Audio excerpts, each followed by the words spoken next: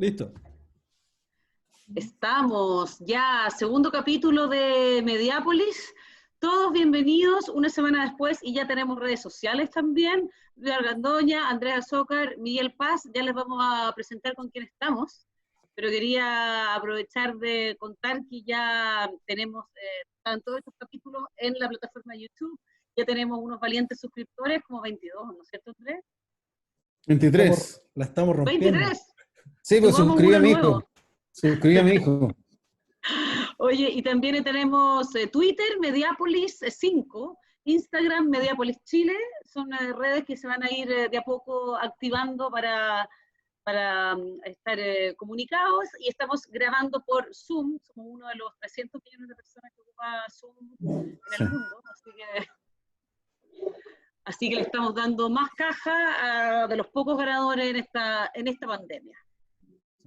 Oye, yo solo quiero decir que en la cocina tengo en este momento 2 gatos y un perro, así que probablemente haya ruidos raros. Ya, yo creo que Luis está con el micrófono apagado, porque no se lo escucha, podría prenderlo. Yo creo que sería... Buenas noches, No, Luis tenemos Argandoña. prendido, está prendido. Está low perfil nomás. Ahí está, Eso. va perfecto. Con razón saludaba a todo el mundo y nadie me pescaba. No, ya, y Miguel Paz de Tumbar en Cuba. No, sexista, Miguel, tu fondo, sexista. Lo cambiamos, no hay problema, tengo otros. ¿Ah? Tengo otros principios. Acá tengo al equipo trabajando, acá estoy en Valparaíso, acá estoy en mi... Sí, yo creo que con este nos vamos a quedar. Oye, le damos también la bienvenida y gracias por sumarse a este Mediápolis, a este capítulo. Estamos con Alejandro Trujillo, director de audiencias de Acopesa, uno de los pocos que está desde su oficina en este momento. Son pocos los que están trabajando presencialmente ahí en Acopesa, ¿o no, Alejandro? A lo mejor es un fondo pantalla, ¿no? No, este es mi oficina. De hecho, daría confírmalo. vuelta. Si doy vuelta se puede ver un poco de la redacción. Vaya. Redacción pelada, están todos los periodistas en la casa casi. Están todos en su casa. En realidad soy el único que está en este piso. Hay todavía alguno que otro editor en otros pisos más arriba, pero en general la gente está trabajando de sus casas. Gracias a todos por la invitación. Me entretuve mucho viendo la semana pasada el capítulo anterior, así que un honor. Gracias por fuimos bastante, yo creo que fuimos bastante lapidarios un poco no poco, lapidarios con el futuro de lo que le espera a los medios en Chile, o al menos en un escenario bastante complejo. Lo bueno sería que nos dierais tu escenario también, o sea, ¿cómo lo veis tú? Nosotros estamos ahí en la periferia, y tú estás ahí mucho más metido en el día a día. Entonces, ¿cuál es tu visión de cómo ves el... No darle la periferia, igual ustedes cachan más o menos, o sea, el otro día escuché cómo se bajaban sobre la situación de los medios en general, y vi algún pesimismo en algunas evaluaciones. En general, la situación de los medios nadie va a negar que es como los medios tradicionales es como compleja, o al menos como de una crisis de identidad, de búsqueda, pero la pandemia a nosotros nos ha abierto una oportunidad, es decir, nosotros estamos teniendo más audiencia que nunca, y yo, bueno, le comentaba a Andrés un poco en la semana sobre uno de los puntos en los cuales yo discrepaba de él, era que había una oportunidad para nosotros también en el tema de las suscripciones, que el modelo de pago está funcionando. A nosotros, al menos, hablo por el caso de La Tercera, a nosotros no está funcionando. Nosotros estamos vendiendo 3 veces más suscripciones digitales de las que vendíamos hasta antes de la pandemia. 3 veces antes, que más ahora que antes de marzo. Sí, o sea, ¿cuántas a 9.90 y cuántas a 4.990? Bueno, ahí hay un tema sobre también sobre la mirada de lo que es una suscripción digital. Cuando nosotros el año pasado decidimos hacer una suscripción digital acá en La Tercera, cumplimos justo ahora un año, teníamos la veíamos como difícil. En realidad no es fácil en Chile tratar de levantar un muro de pago que funcione en términos de negocio. Para hacer una buena suscripción digital es sabido que hay que cumplir con una serie como de requisitos que nosotros sentíamos que no los teníamos totalmente resueltos. Y Y entonces era esperar a tener todo resuelto o empezar a jugar, empezar a probar, a practicar. Y hasta ahora se nos ha dado bien. O sea, esos 3 requisitos básicos eran ser capaces de tener un contenido único y diferenciador. Por cierto que no lo tenemos resuelto todavía, estamos en un Lo más camino. difícil. Ser capaces de generar una experiencia de usuario única y diferenciadora, y ser capaces de construir un relato, un vínculo, más allá de lo racional, sino emocional, con las personas a las que tú aspiras a ser parte de tu comunidad de suscriptores o de socios. Ciertamente no lo teníamos resuelto hace un año atrás y creemos que hemos ido mejorando, pero creo que fue una muy buena idea o que fue bien apostar a intentarlo. Nosotros hoy día estamos completando el año de suscripción digital con 33.000 suscripciones digitales. Dentro de esas, claro, vi que había una discusión sobre que si las suscripciones se venden o no se venden por promociones, si es porque regalas o no regalas un beneficio. Claro. Sí, o sea, Anteriormente era así, antiguamente. Yo lo digo, de hecho, la mejor encuesta para saber cómo vamos... Yo estoy de acuerdo con lo que dijo Miguel, era que las suscripciones por beneficios eran pan para hoy, hambre para mañana. Y lo interesante que nos ha permitido descubrir este periodo es que la gente se suscribe más por otro tipo de factores que por el beneficio. O sea, si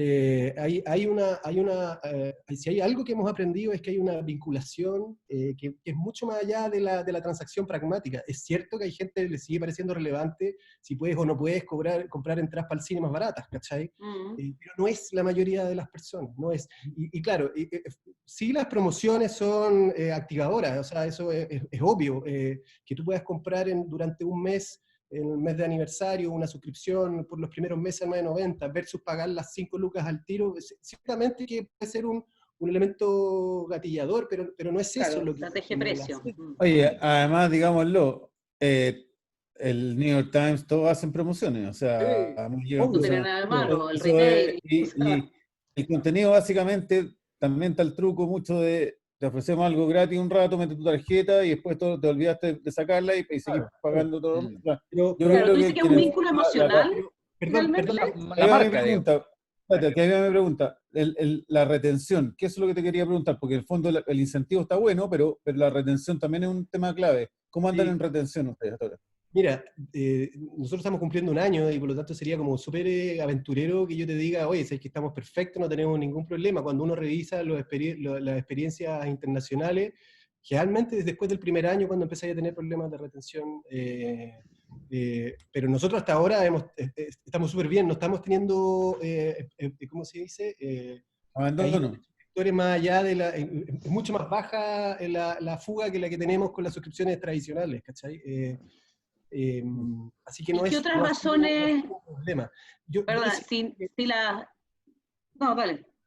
Que ha sido significativo, ¿qué cosas terminan activando más suscripciones que otras? Es relevante para nosotros que estemos generando 3 veces más suscripciones que antes de la pandemia, porque la mayoría de los contenidos, el 80 o 90% de los contenidos están fuera del muro pago. Es decir, hoy día la gente que se está suscribiendo no es porque la estés obligando necesariamente a pagar. Y de hecho hay contenidos que son mucho más gatilladores que otros. Por ejemplo, un mensaje, no sé, si uno empieza a revisar los momentos más que movieron más suscripciones durante este último mes, no sé, un mensaje del director enviado a través de una carta a los usuarios registrados o a usuarios frecuentes de la tercera.com, haciendo como una reflexión sobre la importancia del periodismo en tiempos de incertidumbre, un llamado a apoyar la labor periodística, termina gatillando más suscripciones que una ¿Es un promoción. factor emocional, Alejandro, entonces? Yo creo que hay una vinculación que, en el fondo, hemos aprendido todos nosotros que los medios de comunicación generan un producto que es muy distinto al que otra muy particular, claro. En el fondo, consumir un medio de comunicación es adherir, no sé, una mirada de mundo, una mirada de país, de sociedad, y por lo tanto es poco esperable que las mismas herramientas que te sirven para comprar, no sé, zapatos, calcetines, de marketing, sirvan necesariamente para vender suscripciones digitales. Oye, Alejandro, dale. Yo estoy resuelta por favor, el compañero de Bolivia primero, por favor. Los panameños. Luis Argandoña, por favor. A propósito. Desde Bolivia, Luis Argandoña. De Bolivia, Luis Argandoña. Oye, te quería hacer una pregunta a propósito un poco entiendo yo, de la misión por la cual tú llegaste a Copesa o a la tercera, digamos, ¿Ah? que tenía que ver con trabajar mucho los nuevos productos. Sí. Y que tiene que ver obviamente mucho con lo que estábamos hablando. Y ahora último, o sea, ustedes siempre han estado muy activos, digamos, haciendo y probando nuevos productos. Claro. Te quería preguntar así, más yendo a la cosa más concreta de tu trabajo, ¿cuáles ustedes han estado cerrando algunos productos o achicando algunos productos o cambiándolos? Y también han estado sacando otras cosas nuevas, digamos, como no sé, los podcasts, el early, digamos, el domingo, ¿cómo se llama? Está interesante lo de las conversaciones ahora, lo encuentro como muy, muy ad hoc, conversaciones LT le pusieron, ¿no es cierto? Sí. Sí. La que pasa. ¿Cuál crees tú, o sea, dentro de lo que nos puedes contar, cuáles crees que han funcionado mejor un poco en esta transición, digamos? Bueno, la gracia de mi pega es como la posibilidad de trabajar con algunos insumos de datos de audiencia, como para, yo soy periodista, tengo una carrera similar a la de Andrés, yo soy periodista político, trabajé como editor del cuerpo de reportaje, y siempre he sido un fanático como de los medios de comunicación y en general también del internet, de la web, soy un consumidor de contenidos digitales. Perdón, me fui para otro lado. Pero en el fondo, la gracia de mi pega es poder experimentar. Hay cosas efectivamente que van funcionando y otras que no funcionan tanto nomás. Y hay que ser como súper resuelto como para cambiar. Dejarlas ir, digamos, claro. Claro, dejarlas ir. Eso es muy importante. Como uno tiene que enamorarse de las ideas, pero también saber dejarlas ir. Y efectivamente nosotros en el último tiempo hemos creado un montón de cosas. Hay gente que dice, oye, pero es que es mucho y no se entiende. Y bueno, sí, puede ser. Fondo que alguien te puede criticar porque es como desordenado, porque es mucho. O sea, esa crítica yo la podría aceptar. Que hay muchas marcas en torno ahí, ¿no? Claro, también puede ser. Nosotros optamos por una estrategia multimarca y en ese sentido, por ejemplo, nos hemos diferenciado del camino de otros medios de afuera, no sé, el New York Times, que trabaja una sola gran marca y en fondo todo es el New York Times. Nosotros en Copesa hemos optado por profundizar una estrategia de multimarca y eso puede ser visto como algo bueno, también como algo malo. Desde mi óptica, de la óptica como de las audiencias, yo siempre he creído que hay una oportunidad en la generación como de una identidad o una búsqueda de públicos más allá de los que tradicionalmente podíamos llegar con la tercera. O sea, fuimos construyendo desde fuera. Entonces vimos una oportunidad, por ejemplo, a partir de la generación de contenido en torno a series de televisión y el consumo no sé, de la ida a conciertos, que estuvo muy fuerte hasta antes de la pandemia. Vimos que había una oportunidad ahí, que estábamos tocando algunas teclas que no tocábamos con la marca La Tercera tradicionalmente y que era posibilidad de llamar a algunos públicos. Y entonces inventamos un medio que se llamaba Culto. Y es un medio que hoy día a mí me provoca como mucha como regocijo cuando llegan las solicitudes de práctica durante el verano, cuando los periodistas llegaban con sus currículums porque querían hacer la práctica. Hoy día todos los currículums me llegan para hacer la práctica en Culto. Ya casi no llegan periodistas que quieran trabajar en política o en la crónica. Y funciona, y uno dice, bueno, esto ha funcionado, tiene cierta audiencia, tiene tráfico, es un sitio que tiene 2 millones de usuarios y que puede competir con otros sitios que son de noticias como más tradicionales. Funciona. La apuesta que hicimos con ¿Qué pasa? Era como, esta es una marca que está asociada a poder y coyuntura, influencia, una marca valiosísima, de la cual yo jamás hubiese querido como, o sea, el cierre de una revista me imagino que no es algo que alguien pueda pretender, no es algo que alguien pueda vender como algo positivo, pero una vez que ya está, que hubo que hacerlo, podemos discutir si es que habían formas de salvar o no, siempre se puede discutir eso. Claro. Una vez que ya está, sentíamos, por ejemplo, que era una marca que podíamos tratar de reutilizar, y que sin duda había una oportunidad en tratar de generar una comunidad en torno a contenidos de ciencia y medio ambiente. y hoy día ¿qué pasa? Es un medio que trata de posicionarse en ese aspecto, y que tiene un newsletter semanal, que tiene como 20.000 personas registradas, hay como una comunidad científica que le parece relevante eso. Hay gente que puede no gustarle ese tipo de contenido, pero pareciera que funciona. Ahora en pandemia es un sitio, es el segundo o tercer sitio más visitado de los medios de Copesa. O sea, a veces es más grande que la cuarta en términos de volumen de audiencia. Obviamente tiene que ver con la pandemia y con la búsqueda de la vacuna, en fin, Claro. con una serie de otras como... Oye, Alejandro, una pregunta. A mí me parece Yo súper también- valorable que la tercera haga una opción por el mundo digital. Creo que hay un hecho lamentable que parte de su estrategia chocó con el COVID, que finalmente ha llevado a la publicidad a bajas de hasta 80% en algunos medios. Y en ese sentido el papel sigue siendo un buque muy Sí. importante. Sí. ¿Cómo les ha afectado a usted toda esta estrategia digital como refuerzo para el papel, a las suscripciones de papel? Porque básicamente en este momento el equilibrio es bien delicado. O sea, la suscripción de papel realmente te puede reforzar mucho más que la publicidad digital en el fondo. Sí. Ustedes mantienen publicidad digital. Más o menos, ¿cómo funciona ese equilibrio entre las tres, papel, suscripción, publicidad digital? Sí, mira, nosotros, bueno, los medios de comunicación tradicionales están haciendo como, tratando de transitar, no es un tránsito solo tecnológico, no es solo de papel a digital, imagino que en la televisión ocurre lo mismo.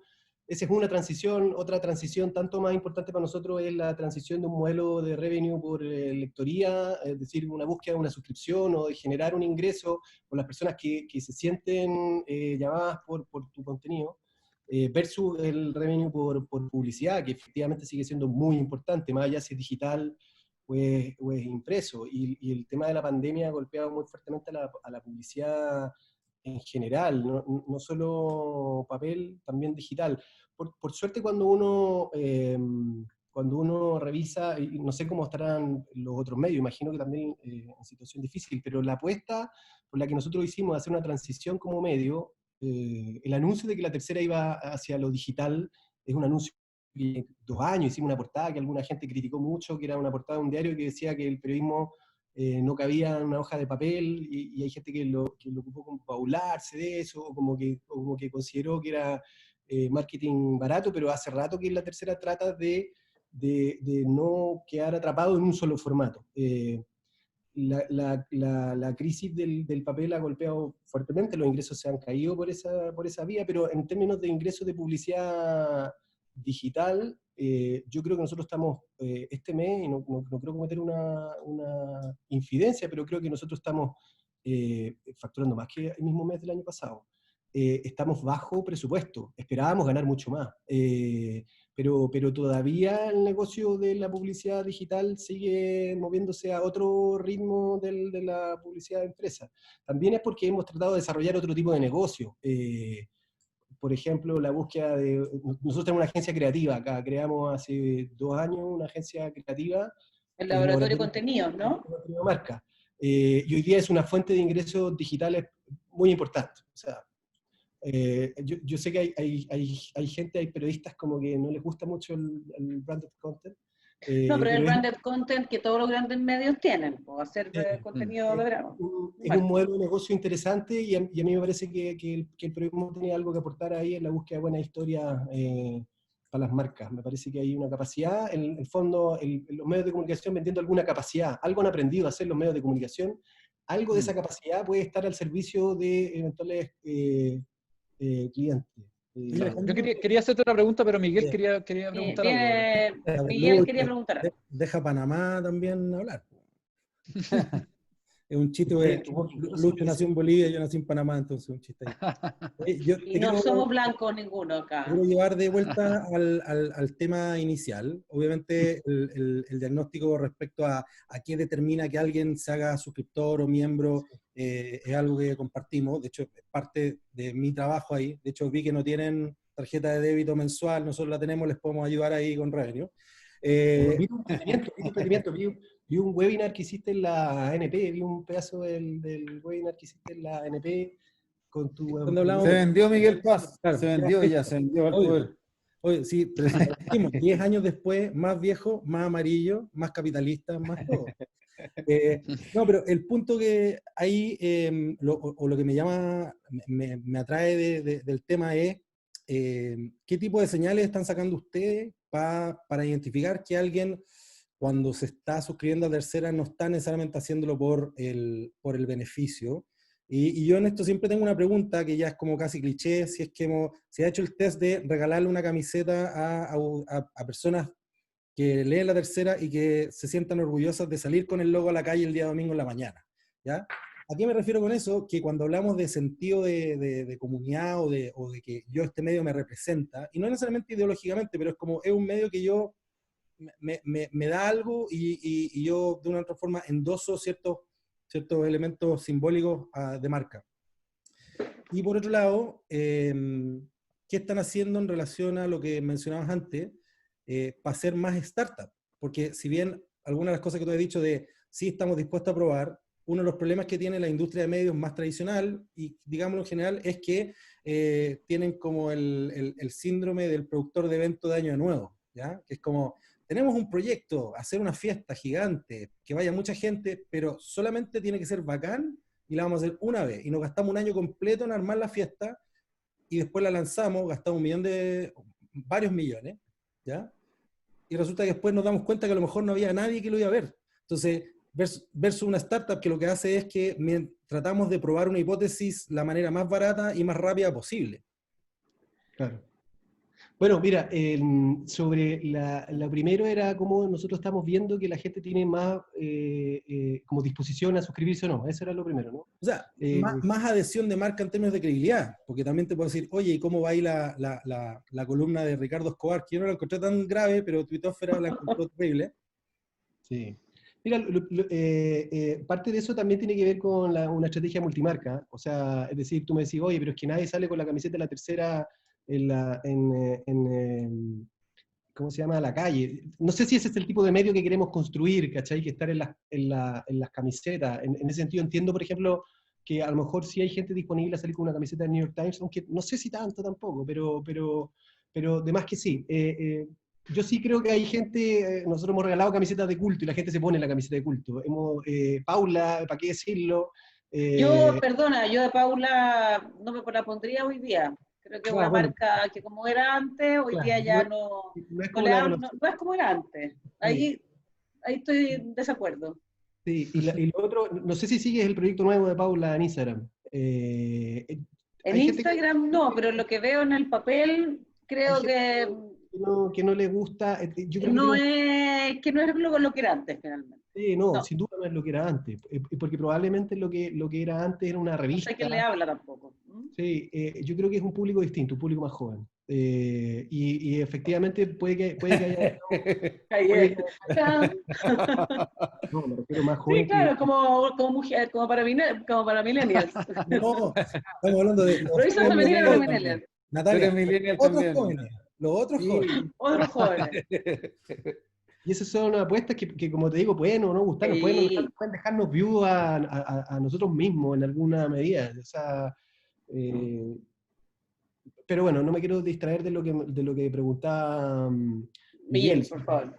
Sobre la adhesión a las marcas. O sea, sí, es verdad que cuando publicamos una columna de Ricardo Escobar, la gente te tira piedras y considera que son columnas que uno no debiera publicar, pero cuando tú le haces la pregunta, oye, ¿tú que hubieras censurado esa columna, no la hubieras publicado? Como llamado o emplazado a tomar una definición sobre si tú publicas o no publicas una columna de ese tipo, la gente toma dudas. Pero a nosotros no nos felicitan tampoco cuando Matamala le saca la mugre a los poderosos. Ahí la felicitación o el parabien no viene para mí, para la tercera. Es para Matamala. No hay un mérito para el editor que publicó o una felicitación por el editor que deja publicar esa columna. Eso, si el premio se lo lleva el periodista y la culpa la tiene el editor. Eso es old school de aquí a la que era la gente.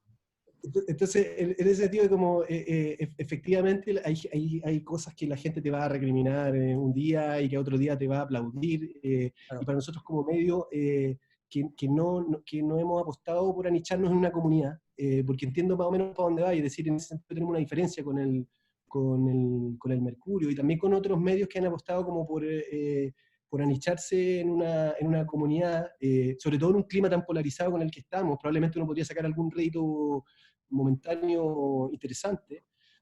Claro, es difícil. Un día te acusan de comunista y otro día te acusan de facho. Eso Pero es igual difícil.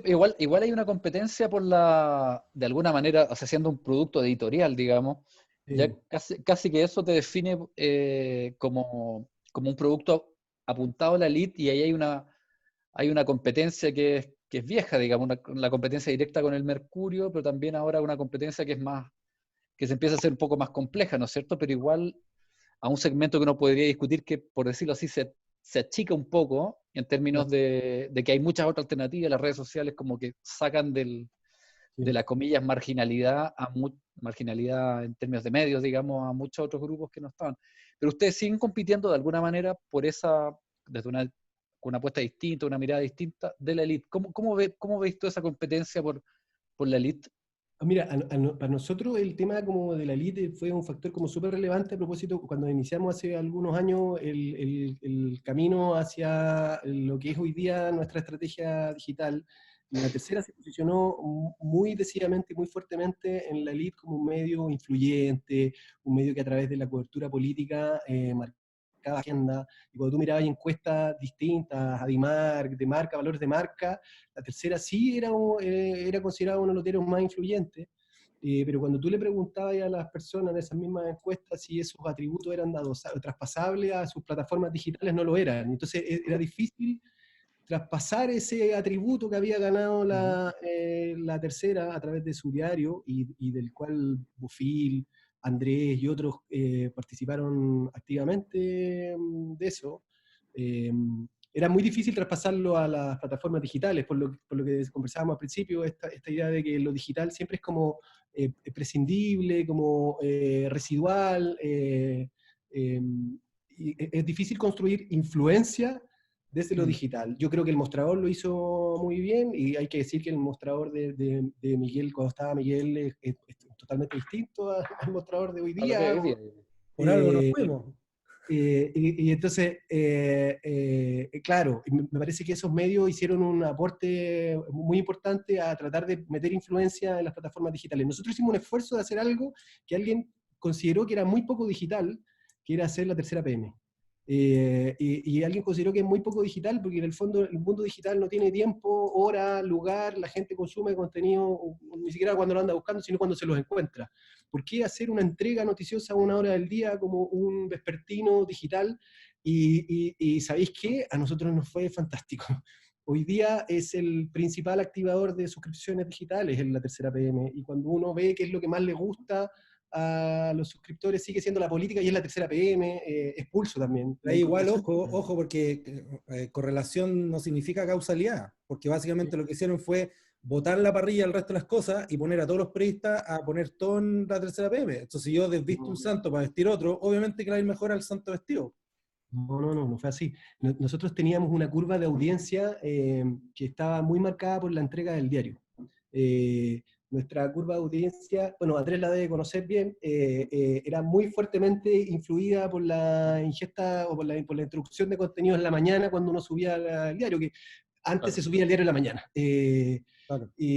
Y eso, y durante el día había una permanencia importante, mucha gente que se queda y que consume el home de la tercera.com, como también consume el home de MOL, yo creo, como home, o sea, como portadas que se van actualizando con las noticias que van transcurriendo durante el día a día, pero no había nada que fuera capaz de movilizar un cambio o que volviera a generar un nuevo pic. Y no necesariamente tenía que ver con la cantidad o el volumen de contenidos que tú me tiras, no porque me tiras 30 contenidos en una hora del día. Y sin embargo, con lo que hicimos con la Tercera PM, que no era una apuesta como de alcance o de llegar más a una masa mayor de personas, sino solo de influencia, de tratar de meterse en un sector no sé, el profesional joven que antes, antes de irse a la reunión tenía que leer la segunda antes, la persona que está tomando decisiones en alguna empresa consideraba que era una rutina necesaria tener que mirar la segunda. Nosotros queríamos ver si era posible hacerlo a través de un producto digital, y a nosotros nos ha funcionado bastante bien. Y es notoriamente diferencial, y quizás no es solo por la temática, porque efectivamente los contenidos de política y negocios son los contenidos que más interesan a los suscriptores de medios en general en el mundo. Cuando uno le pregunta a un editor del New York Times cuáles son los contenidos que siguen picando más, siguen siendo los de poder, a pesar de que ellos tienen una oferta de estilo de vida, de puzzle, de smart Oye, release. ¿puedo hacer la última pregunta o no? ¿O La tenemos que última y cerrar? cerramos, Andrés. Ya, la última. No, es que yo te quería preguntar porque en el fondo No vas a mi preguntar sobre experiencia en la el tercera, mi experiencia en la tercera fue que en el fondo no existía linealidad en las estrategias digitales. O sea, se iba el gerente de digital y todo cambiaba. Llegaba un gerente nuevo y todo cambiaba. Incluso no voy a nombrar a personas, pero directores que ocupaban Explorer te empezaban a dar lecciones de digital. Estoy hablando de Explorer, estoy hablando hace 5 o 7 años atrás, o sea, Cuando la cuando ya internet eran como era el una moda, 5% de los computadores en Chile que lo ocupaban. cuando internet era una Eh, moda. ¿Cómo aseguras tú o cómo ves tú que la estrategia digital de Copesa no se vea nuevamente afectada por lo que estamos viviendo, que es básicamente una caída en los ingresos, despido de periodistas importantes, porque las redacciones se han debilitado, eso es innegable? Entiendo que la tercera tiene 2 desarrolladores, que si es así, es una cifra muy baja para un medio de comunicación que está haciendo la apuesta que tú estás planteando, que asegura o no asegura nada, pero ¿cómo crees tú que se va a sostener la estrategia que tú estás planteando con lo que está pasando ahora, básicamente? No, mira, yo creo que los medios de comunicación en general tienen menos recursos de los que tenían hace 10, 20 años atrás. Eso es como una realidad aquí y afuera también. El New York Times tuvo que despedir a mucha gente antes de empezar a volver a contratar. Ahora, cuando un medio se concibe como digital, probablemente no necesitan, Miguel lo sabe muy bien, los medios no necesitan quizás los recursos que se gastaban hace 10, 20 años atrás para mover la aguja de manera decidida. ¿Cómo sé yo que la estrategia digital está garantizada? Porque no sé si ocurría antes, pero yo veo ahora muy decididamente a los dueños de esta empresa muy vinculados a todo este proyecto. Directamente, es decir, encima Claro, bueno, eso es bueno. todo. Yo no podría haber lanzado, no sé, en los últimos 2 años hemos lanzado como 20 proyectos nuevos, no podría haberlos lanzado si no es porque está personalmente la propiedad del dueño, o sea, la propiedad del medio involucrada en cada uno directamente de los proyectos. Y eso en estos momentos como de crisis de los medios yo creo que puede ser, claro, alguien lo puede criticar, pero también puede ser un valor, algo conversado con gente como también de Canal 13, o sea, el hecho que la propiedad de los medios se involucre directamente en la ejecución, también compromete, y yo creo que le da algún sentido de proyección mayor de lo que podría darle si no estuviera. Es verdad. Ya, si vendemos un cuadro de Álvaro Sayé, podríamos haber tenido menos despidos. Por ejemplo. Bueno, sí, mira, No te quiero poner un problema, Alejandro, solamente un No, comentario. no, Una eso Oye, lo tenéis que responder ya, seriamente. Oye, bueno, démosle las gracias a Alejandro por haber estado con nosotros. Pues, bueno, yo creo que para que cerremos con otro temita, ¿o no? Sí. De todas maneras, gracias Alejandro Gracias a por ustedes. querer estar. Oye, Gracias a no, ustedes. súper interesante además Sí. la conversa, dale. Así que un abrazo, muchas gracias. Un gusto. Cuídate, Chao. gracias. Gracias. Chao. Oye, hablemos ¿de qué vamos a hablar? Ahí está, ya.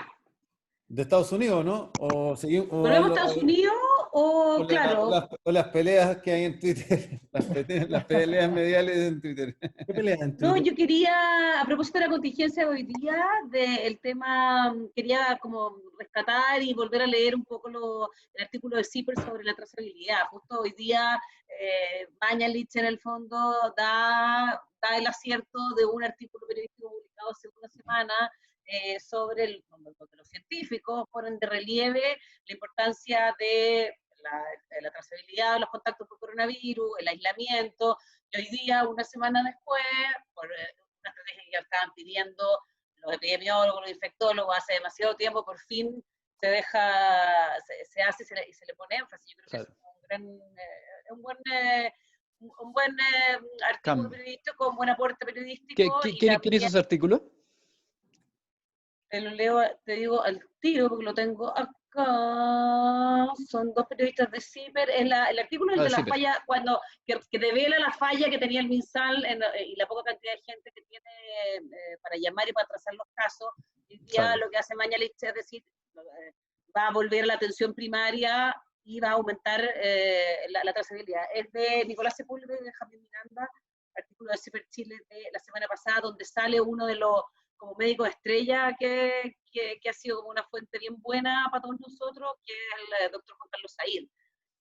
Ahí tenemos como un currí de médicos, que los medios nos peleamos en estos días, y uno sabe cuál es más cuñero, cuál no, cuál es mejor para la radio, cuál es mejor para la tele. Entonces tenéis como el doctor O'Ryan, que es el matinal de la cooperativa, Juan Carlos Zahir, que le pega al gobierno. Yo encuentro que el exceso de información que hay y la poca, es como un cliché, pero la poca credibilidad en las instituciones nos tiene a todos muy confundidos. O sea, yo siento que el mismo tema de los excesos de muertos, sabemos perfectamente, y es bueno el artículo que hicieron las chicas en el robot Labot, en el Labot, porque en el fondo el exceso de muerto yo creo que es como un poco las claves de esto. O sea, el exceso de muerto está en todos los países. O sea, no hay ningún país que no sufra de ese problema, pero sin embargo hay una duda de que los gobiernos están negando esa información, básicamente. No solo lo que pasa en Chile, en muchos otros países. Y eso básicamente es que primero, que yo creo que los gobiernos han sido muy malos, y el de Chile, por supuesto, en explicar muchas cosas, en transparentar ciertos escenarios, y en enseñarle a la gente esto. O sea, esta cuestión es un fenómeno nuevo, probablemente todos estamos igual de confundidos, probablemente el gobierno, que lo reconoció Mañalich, hay confusión, pero hay una confusión que además es comunicacional. O sea, hay una deducción de que la gente entiende todo, y hoy día yo tenía una discusión, yo dije, voy a ir al Jumbo, y todos me dijeron, pero ¿cómo era el Jumbo? Yo dije, pero si ya tuve COVID. Me dijeron, no, porque te vas a volver a contagiar, porque no sé quién se contagió 3 veces, ¿cachai? O sea, creo que en el nivel de incertidumbre que estamos, es tan difícil. Yo probablemente, si un gobierno toma buenas decisiones, este nivel de confusiones va a seguir siendo igual, porque está marcado por el exceso de muertos, por la cantidad de muertos que estamos viviendo y por la cantidad de contagiados. Y eso yo creo que al final termina liquidando. Pero al final termináis creyéndole y buscando, más que al gobierno, termináis buscando al doctor. O sea, la pregunta ahí más que la autoridad sanitaria es el especialista. La pregunta la ciencia. Para mí es cuándo se jodió la política pública versus la preocupación por la imagen y manejo de crisis y comunicación. Porque en rigor, el manejo del gobierno tan errático, o sea, uno puede ver memes y parodias de Mañalich en lo que dijo Mañalich un día versus lo que dijo otro día versus lo que dijo otro día, hasta Kramer, ¿no? Y eso tiene que ver un poco no necesariamente con política pública, sino un interés del gobierno por manejar el relato, por temor a que exista una suerte de pánico generalizado. Bueno, pero eso es la pega del gobierno también. O sea, hay que manejar el relato, tiene que manejar el relato. El problema es que no hayan, es que los periodistas no hagan las preguntas. Ayer una periodista le preguntó 2 veces y poco menos que le hicieron una torta, ¿cachai? Porque claro, pero es que hace mucho rato que nadie estaba haciendo las preguntas, ¿cachai? Lo que pasa es que ese era el punto al que iba a llegar, que era, por un lado es esto, y por otro lado es que nuestra labor en un escenario de caos informativo, de información, no es tan relevante informar de el día tanto se juntó Mañalich con tal persona y dijeron tal o cual cosa, y es lo que opina Mañalich, lo que dice este otro, sino que es decirte qué significa esto, ¿cachai? Y ahí en explicar, en separar la paja del trigo, hemos estado mucho más como industria en general Uso. preocupados de reportar lo que dice uno u otro en vez de tratar de explicarle a las personas qué significa cada cosa y decir, bueno, ¿puede ir al Jumbo o no puede ir al Jumbo? ¿Se Lo que va pasa es que tampoco hay certeza al absoluta, porque los mismos médicos también te dicen todo Sí, el pues, ese es el rato, problema. esto se está recién conociendo. No, por supuesto hay muchas dudas, pero por ejemplo el hecho de que haya sido, ¿cómo se llama la periodista que levantó el tema del exceso de muertes? De Alejandra Matus, La de Alejandra Estados Unidos. Matus, que era un tema tampoco, o sea, la Alejandra Matus, una gran periodista, bla, bla, bla, pero es un tema que había salido 500 veces en 20 medios, digamos, estaba dando vuelta, dando bote, digamos. Lo que me parece preocupante es que ni un medio lo haya levantado, ni siquiera como pregunta. Y después que lo mismo en las conferencias de prensa, el nivel de las preguntas es, pero por lo menos yo hace rato, Bueno, estos porque últimos días lo he dejado de ver, pero es se muy han bajo, echado, muy Convengamos que bajo. hay un deterioro del periodismo importante, o sea, eso es vital, ¿cachai? Yo creo que se ha perdido mucho material, mucha gente muy valiosa y eso se está notando y ahí te das cuenta cuando en el fondo, que no es un cliché decir que el valor está en los periodistas, o sea, yo cualquier organización, la clave del equipo, sí, o sea, lo que sea, y se y, nota. y, y, y en el fondo no solo o sea, yo creo que esa pobreza la vemos en muchas partes, ¿cachai? O sea, da gusto cuando uno encuentra algo bueno ya. Que esa diferencia, por ejemplo, y yo quiero poner la diferencia en ese sentido, de lo que estamos viendo en Estados Unidos, donde en realidad o sea, al menos uno tiene 7, 8 buenos artículos diarios, todos con pautas distintas, con puntos de vista distintos, más allá de lo más crítico, menos crítico, con datos, sin datos, a fondo con la diferencia de la comunidad negra, con un diseño multimedia increíble o no, da lo mismo. Encontráis cosas que son, y es lo que estamos viendo, o sea, las pautas, en el fondo, lo que decía Luis, acá se perdió la oportunidad del exceso muerto, que era una cuestión que estaba recorriendo el mundo, pero en Estados Unidos las pautas, por ejemplo, han sido súper consistentes. O sea, esto ha derivado yo por eso tengo a Zuckerberg y a Jack detrás, porque ha derivado en un montón de cosas. Una es el tema de la libertad de expresión o no, con el guante recogido por Twitter, y que en el fondo es un guante bastante político, cínico, como quieran llamarlo, no es irreverencia, es básicamente táctico. ¿De qué se trata eso, Andrés? Para los que no estamos en Twitter. Para los que no conocen, No, pero, perdón, pero en el fondo, ya voy a volver a ese tema, pero a lo que voy es que en el fondo también tenéis por otro lado la capacidad de contar la historia de Estados Unidos desde diferentes maneras, de diferentes pautas, desde la convivencia de ellos, desde el lado político, cómo la política ha estado consistentemente opacando a los afroamericanos, a los negros.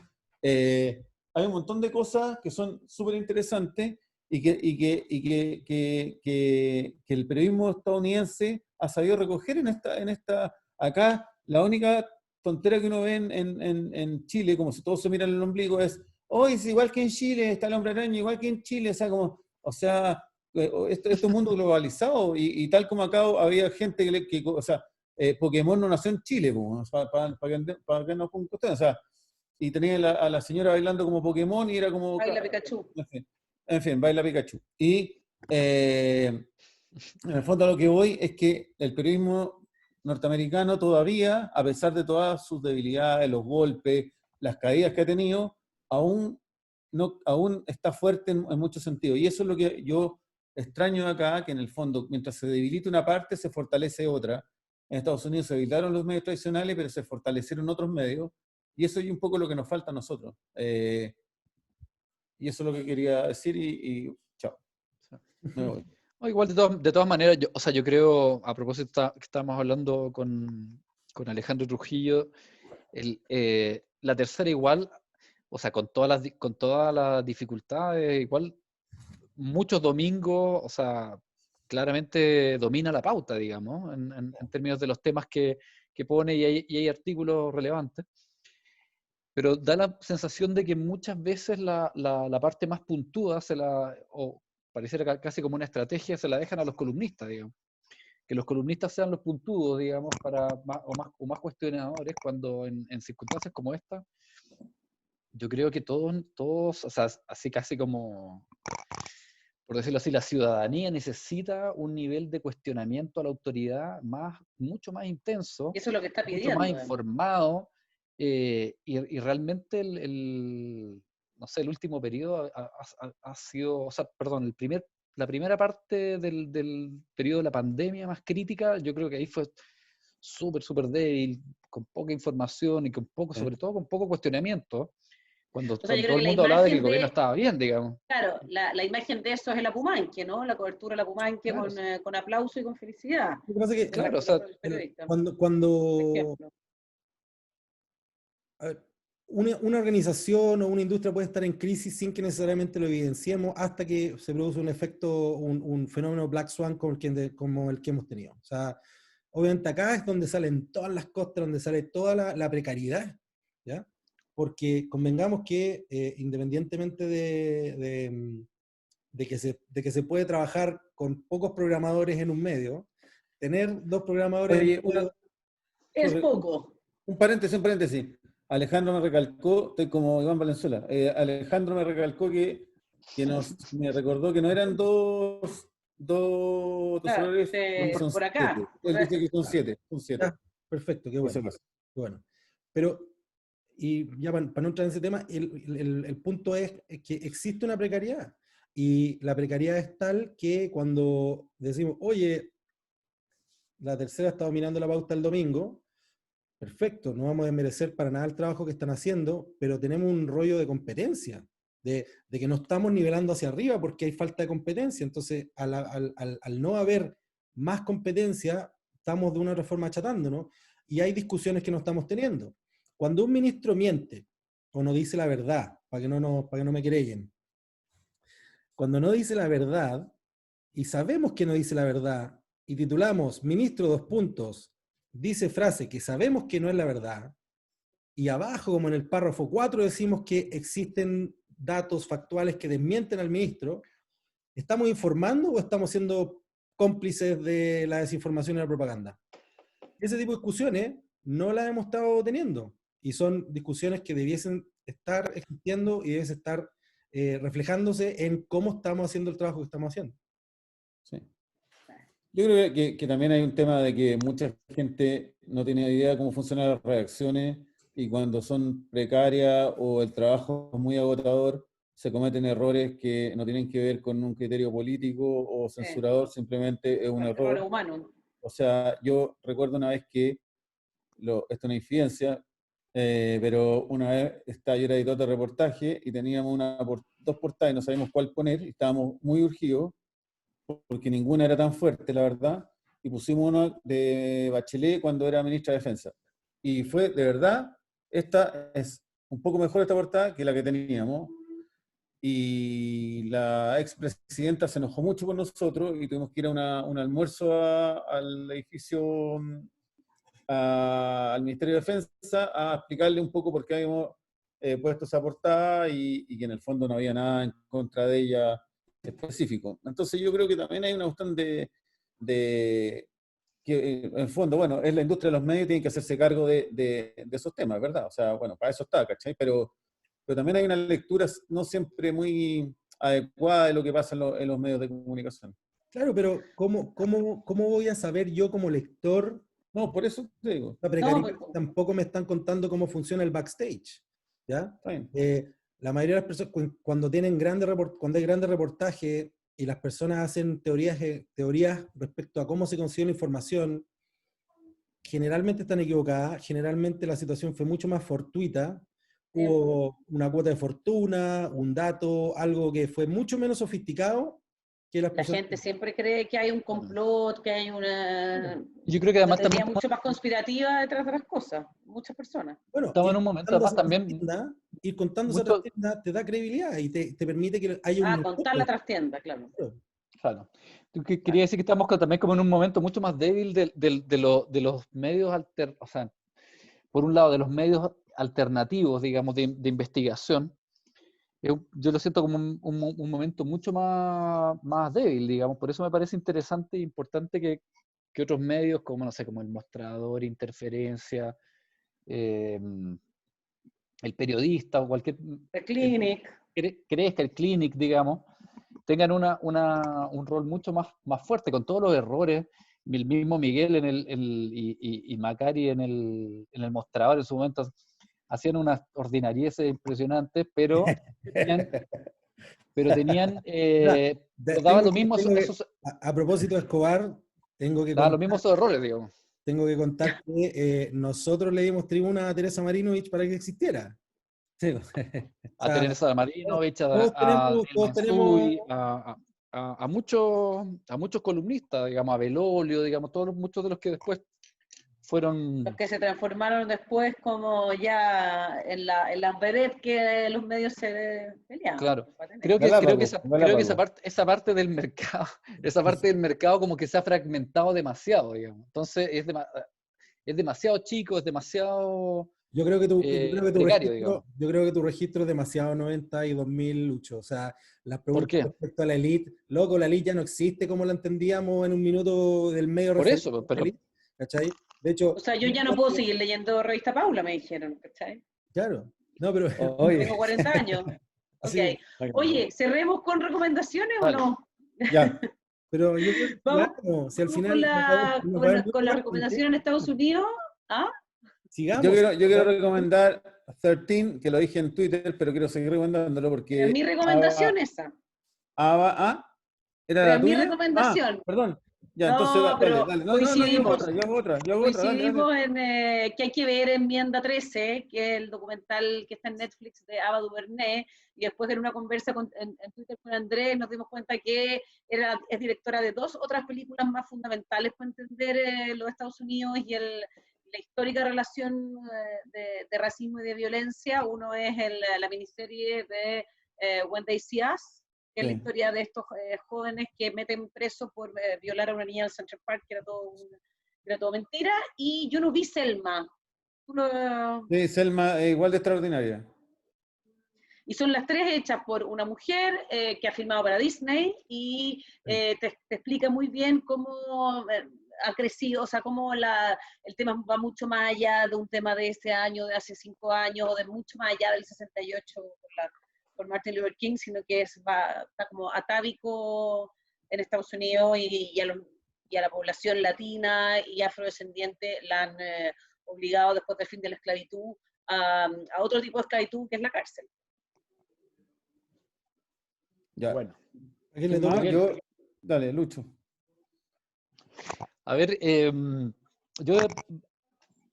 siempre sigo el newsletter de Ben Thompson, el de Stratechery, que está súper interesante, stratechery.com, que es un newsletter donde analiza los modelos de negocios de distintos medios y está en una discusión súper interesante sobre Twitter, sobre las plataformas, sobre los agregadores, súper interesante.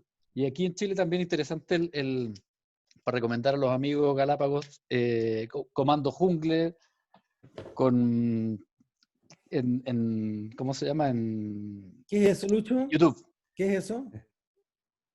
El Comando Jungle. Galápagos, ¿qué es Suena Galápagos? coima, eso suena coima. Ching, ching, pero el minuto pagado. No se puede hablar de Skull and Bones ni nada de esas cosas, así que Pero Comando nos tienen que Jungle nombrar a nosotros. está súper interesante. ¿Cómo?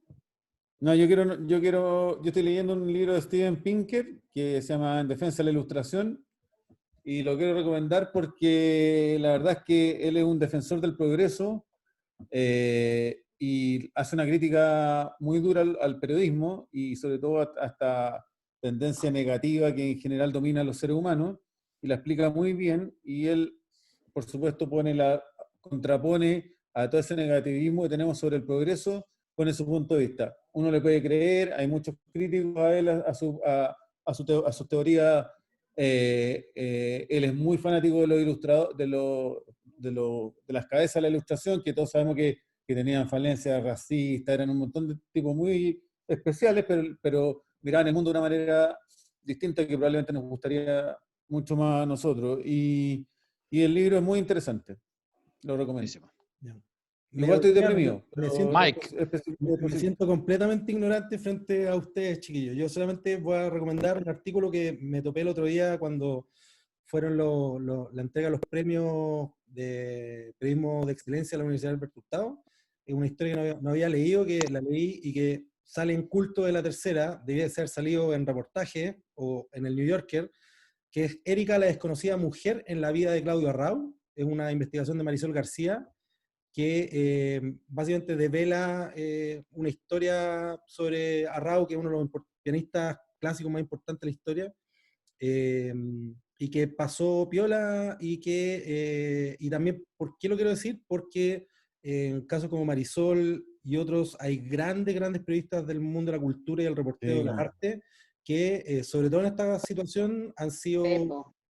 Yo creo que la Marisol debería ser una invitada nuestra. Sí, yo también. Creo que es lo que decís tú, esa es una nota, es un reportaje para el reportaje, justamente. ¿Cachai? La misma entrevista que hace el Andrés Gómez también. Yo creo que ella es sobresaliente. Busquen Erika, la desconocida mujer en la vida de Claudio Arrau, y les va a aparecer, está en Culto de la Tercera. Está muy buena. Excelente. Buenísimo. Yo igual tengo una emoción que sigamos, pero pero no nos da el tiempo y ya está bien. No. 1 hora, yo creo que está bien, ¿o no? Podemos seguir en un after estamos. sin grabación. Probablemente esta parte no la vea nadie ya. O sea, yo creo que no haya llegado nadie hasta acá. Tengo que hacer el Easter egg, ¿no? Si viste hasta acá, si llegaste hasta aquí, por favor pon un comentario y te vamos a mandar un vino a tu casa. Algo así. Eso. Te lo va a mandar una polera, Miguel, que diga Mediápolis. Miguel, Una polera Mediápolis. Eso, una polera Mediápolis, eso. Llegaste hasta aquí y dices aquí que lo viste y comentaste. Y puedes aplicar quiero hacer la práctica en Mediápolis. Exacto. Solo tenemos tallas XL, ese es el único problema. Puras tallas XL. Ya. Chao, Hasta el próximo capítulo, pero puedes parar la grabación y nosotros seguimos con el backstage. Muy bien. Buenísimo. Un abrazo a todos. Chao. Un abrazo a los 22 que nos escuchan. Un abrazo. Chao. Chao.